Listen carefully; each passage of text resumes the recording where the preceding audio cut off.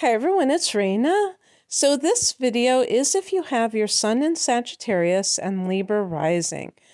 And both of these signs are masculine signs, so they will tend to make a person more extroverted. Of course, you have to look at the moon sign and some of those inner planets to see if it kind of might go the other way, but definitely the sun and the ascendant are two main influences that other people can see within yourself or outside of yourself.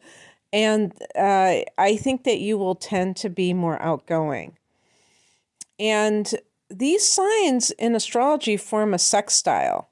They're 60 degrees apart, which is a friendly angle. So there's a good chance that even if the degree span between your sun and rising are not, close enough to actually form a sextile, that there will be some kind of continuity or whatever you want to call it that exists between, the sun sign, which is who you strive to become, and the rising sign, I would say, is where you start off from, the jumping off point, and also just how you present yourself, how you carry yourself on a day-to-day level.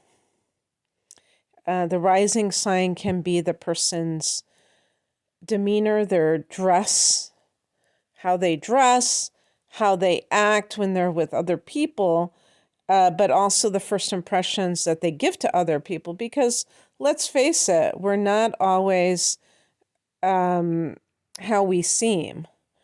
But in this particular case, there's not going to be this crazy difference between how the person appears and how they really are. So I'm going to start with the rising sign. So when somebody is ruled by Libra or by Taurus, which is my ruler, as somebody with the sun in Sagittarius myself, but with Taurus or Libra ascendant, Venus is the ruler of the chart, and because the first house is the body, this can render the person physically attractive. Now, what does that really mean if somebody's physically attractive? I believe that when a Libra rising individual is younger, especially a female, because girls and women are conditioned that they are supposed to be beautiful, that they may be sometimes overly involved in their cultivating their beauty, their physical appearance. And of course, that can run the gamut. Now, if other factors cooperate, and there is some kind of, maybe some hard angles to the moon or even to the ascendant, this might be excessive, and the person may be doing it because they're trying to prove something. They're trying to feel good about themselves. Because if you think about it, the physical is superficial. So when we focus on something that's just the surface of us, we're neglecting the more important things. And I did spend a long time being in that superficial place. Luckily for me, I had other things going on that made me interested in the deeper things in life. So because of that, I was able to continue to cultivate those qualities. But for some individuals, they're not going to have that influence, and they may think, oh yeah, I have to do this. And one other thing about Libra specifically is that Libra rules the 7th house of committed partnership. So what this means is that Libra specializes in relationship, and it's not uncommon for Libra sun, or we could say moon or rising, or maybe Venus. That's an inner planet. For those types of people to really want a romantic relationship, a committed partnership. And they may, if one relationship doesn't work out, they may be like a serial monogamous going from one to the next, but almost like in an addictive kind of way where they can't just be on their own. They always want to have another relationship. Maybe if they do break up with somebody, they have somebody waiting in the wings. You never know. Now, there may be some conflicts within this person because their sun is in Sagittarius, and Sagittarius is very freedom loving. But definitely it can happen that the person is very relationship oriented, and this can go back many years. But also what can go back many years is a need for approval. So when you have a prominent Libra, you may have a hard time saying no to others because you're afraid of their reaction. You're afraid of them getting angry at you. To you, that means that they reject you, that they're rejecting you, and being rejected is like, horrifying to somebody who's a Libra, a prominent Libra, including the rising sign Libra. Because you don't want to be disapproved of, you want to be approved of. So people-pleasing behaviors can be something that plagues you earlier on in life.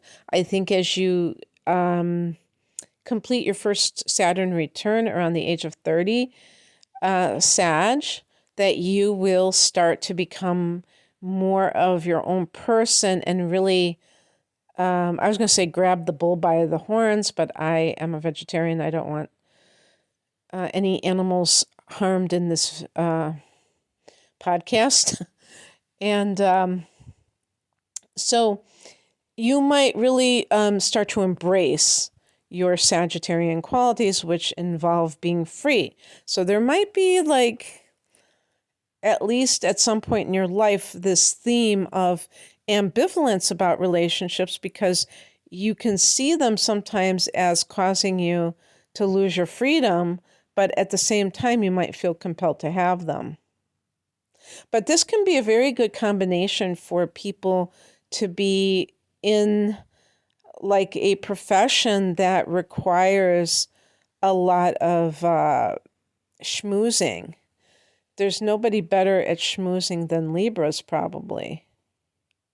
Maybe Gemini, but Gemini isn't necessarily as elegant as Libra is. It's that Venusian quality that makes Libra pleasing to the eye, but also pleasing to listen to, because they phrase things in a way that is very agreeable. They don't want to be disagreeable. That's another thing that you may struggle with, Sag, because fire signs tend to be rebellious. And then you have Libra rising, and you just want to make nice. So that can be a little bit hard to kind of balance. Libra is all about balance, by the way. But I was going to say, I do think that there is wackadoodle tendencies with Libra for all of the balance that they're supposed to symbolize. I think there can be a bit of batshit tendencies. And some of this is also because Libra is an air sign, and air signs tend to conceptualize things. When you look at your life as a series of concepts, it becomes hard to not really be grounded, in the relative reality of life, obviously, reality is relative, but when people are in their heads, which I think that air influence creates, there's like this strange detachment. And the person can go to therapy and they talk about all their problems very dryly because there's some kind of maybe disconnect between their feelings and what they're talking about. So they're kind of intellectualizing their feelings. And you will see with people that are they have prominent air signs who are in relationships, they can be the ones that believe so much in couples therapy and all of this thing, and they're like, yeah, we have to do this, we got to do that. But they are not really tuning into what they truly feel. It's all intellectual verbosity.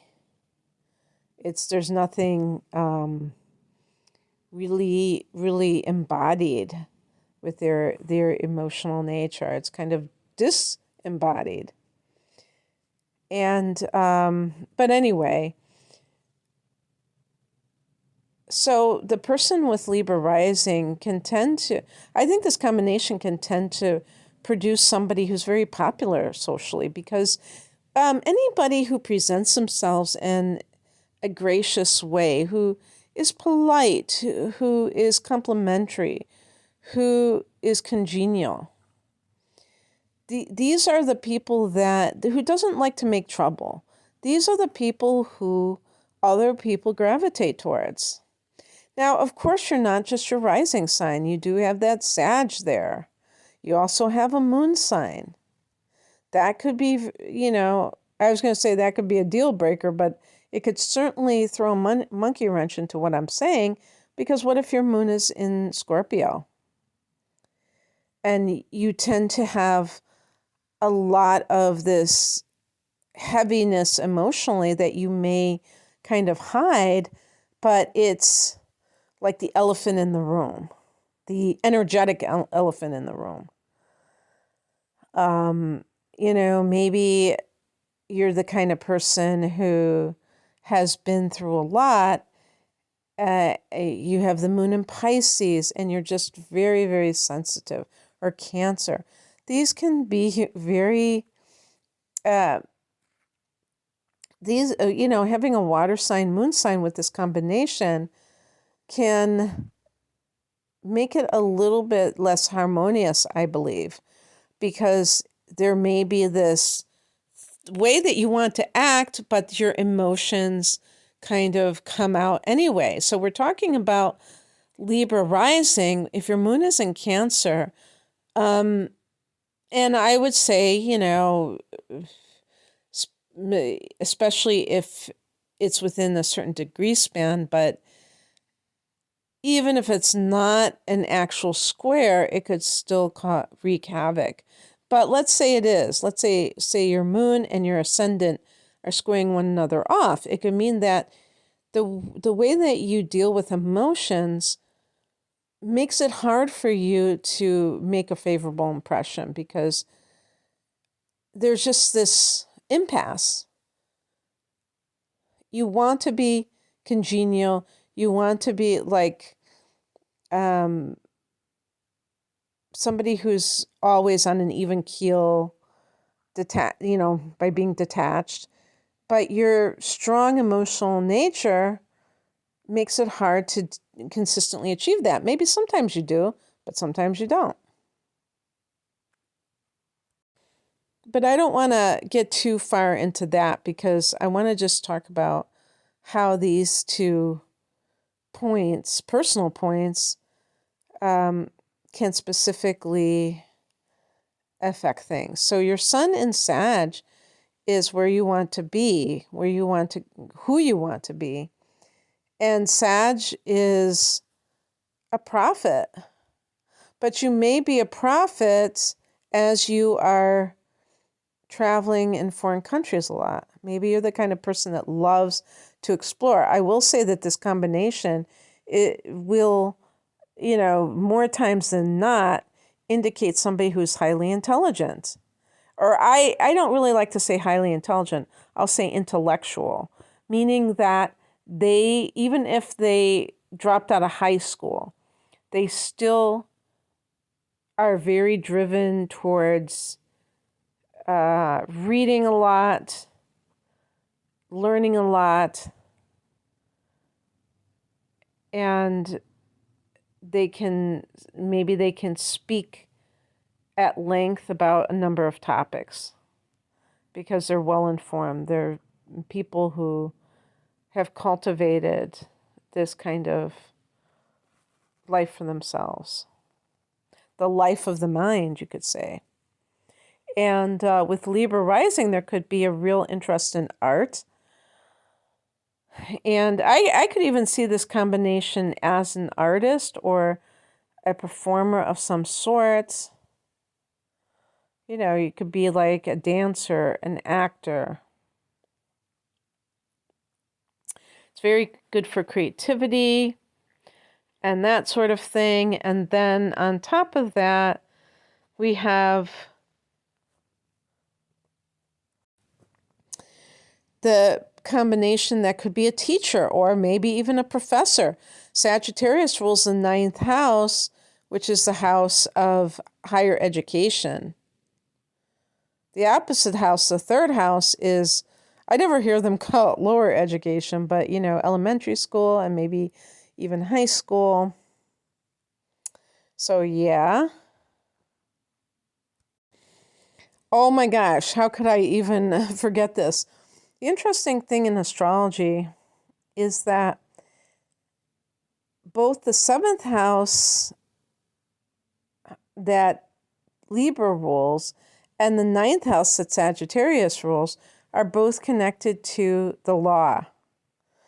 The 7th house is the courtroom action, and the 9th house to me is the law itself, because the 9th house is also the house of God and organized religion. And I often joke that when people are quoting scripture or other, whether it's Christian or otherwise, it can almost seem like a lawyer making a case. It's legalistic to me sometimes with the dogma that it is connected to. So it makes sense that the 9th house might be something along those lines. Well, this could be somebody who is a lawyer as a profession.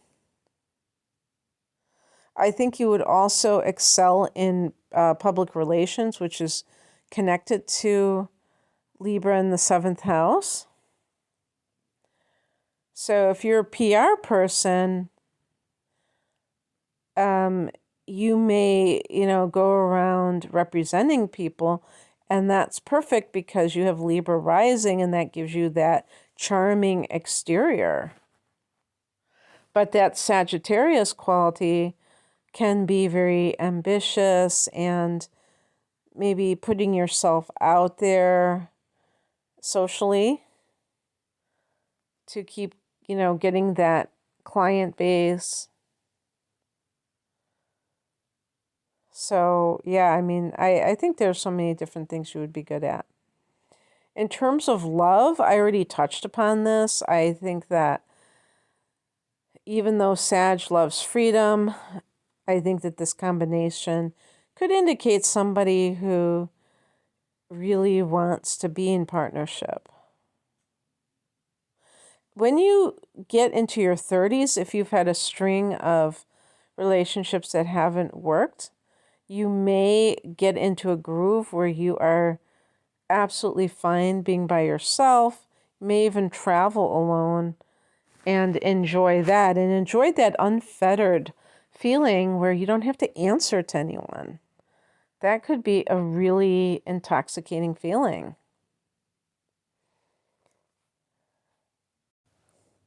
But even if you're somebody who is very relationship oriented, don't think for one moment that you will not be in need of a partner who can give you a long leash, because you do.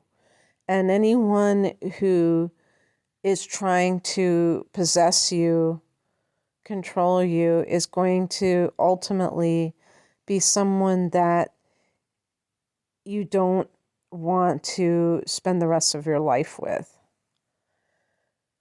Some of you who are suns in Sagittarius may have your Venus in Scorpio or your Venus in Capricorn, and this could make you very, like more traditional when it comes to love, and even the kind of person that you attract. And this can even be true of Mars with attraction. And so if you have some of those particular signs, they tend to want those families, and they may want them young. They may try to rush you into making a decision. I don't know about rushing, but at least maybe you rush into making the decision, and then you repent in leisure thinking like, oh, wow, what have I done?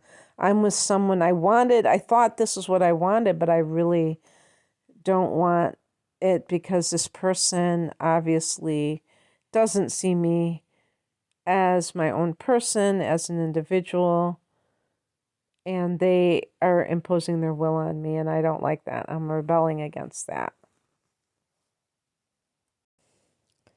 So if you are very conscious and discerning, you can find that person who you can have adventures with, who is romantic, because if you have this Libra influence, you may, and maybe as a Sag, you may even have Venus in Libra, that you really love, and you just love the whole ritual of it, the courting ritual. So you might find that man or woman of your dreams. Okay, that's what I have for you. I hope that you enjoyed this. If you would like a personal reading, the link is below. Take care. Bye. A person who's inhibited or shy may take a drug like cocaine or speed, meth, whatever. They're all going to act in a similar way in order to get this false confidence. There's, alcohol is called liquid courage. So I think I alluded to that earlier, but that idea of, before you go to a party and you take a few belts of alcohol to kind of feel more confident. Well, of course, that's ridiculous, taking anything to try to resolve a psychological or whatever you want to call it type of issue is, crazy and is going to be destructive. And we're not just talking about doing it once in a while. We're talking about tendencies with addiction. But I guess I could broaden it to anything where you're kind of abusing that substance. You're not just doing it in a very kind of an orderly way. But how do you do cocaine in an orderly way? I guess we have socially acceptable drugs like alcohol, but certain drugs just don't seem to have that attached to it. So anyway, another placement would be the moon in the first house, and this could lend itself to somebody who is very sensitive to the point of being hypersensitive. And again, sometimes there might be a conjunction or hard angle to Chiron or some other, let's see, or the moon and Pluto conjunction. I don't think that would be very sensitive. That might be intensely emotional, but not sensitive. So I'll just stick to talking about the moon. And when a person is like that, they can feel very vulnerable. They can feel like open to this, onslaught of whatever the world wants to throw at them. And if that person has already experienced bullying or similar types of behavior, they're going to be in a